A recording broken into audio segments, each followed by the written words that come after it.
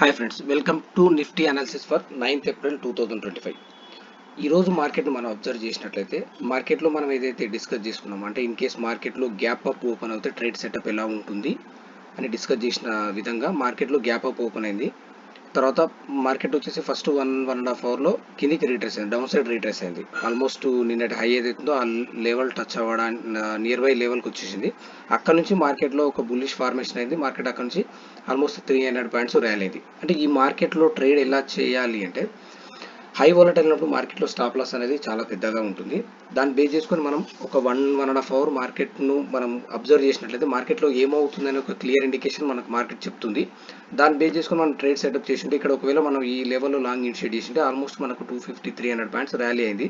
Even option buying అంటే call by చేసిన వాళ్ళకు మినిమంగా 200 పాయింట్స్ వరకు ప్రాఫిట్ రావడానికి ఛాన్స్ ఉంది. అంటే మార్కెట్లో మనం కొంచెం వెయిట్ చేసి ట్రేడ్ చేస్తే మనకు విన్నింగ్ హెడ్జ్ అనేది కొంచెం హై ఉండడానికి ఛాన్స్ ఉంది. రేపటి మార్కెట్ను మనం ఒకవేళ అబ్జర్వ్ చేయాల్సి వస్తే ఈరోజు మార్కెట్ను అబ్జర్వ్ చేస్తే మనకు స్లో అండ్ స్టడీగా హైయర్ లెవెల్లోకి వెళ్ళి అక్కడ నుంచి ఆల్మోస్ట్ ఒక 150 పాయింట్స్ డౌన్లో క్లోజ్ అయింది. ఈ లెవెల్స్ మనం ఏదైతే డ్రా చేసుకున్నామో అంటే 22,700 నుంచి 750 అనేది ఒక రెసిస్టెన్స్ కింద కన్సిడర్ చేయాలి.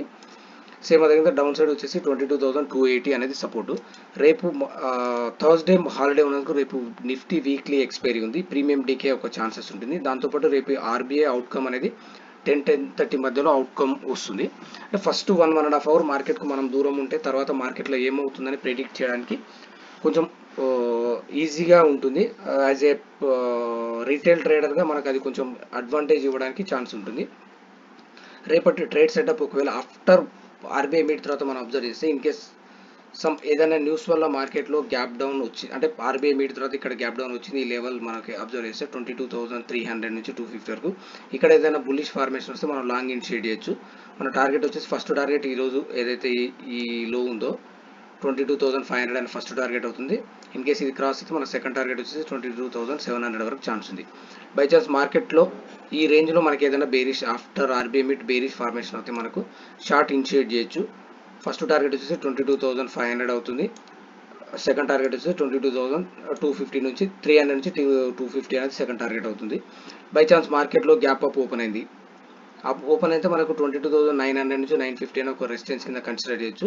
సేమ్ ఈ రోజు సెటప్ ఏదైతుందో అలాగే రీట్రేస్ అయినాక మనకి ఈ రేంజ్లో మనకి ఏదైనా బుల్లిష్ ఫార్మేషన్ వస్తే ఇక్కడ లాంగ్ ఇనిషియేట్ చేసి మనకు హైయర్ లెవెల్ వెళ్ళడానికి ఛాన్స్ ఉంది 22,900 నుంచి 950.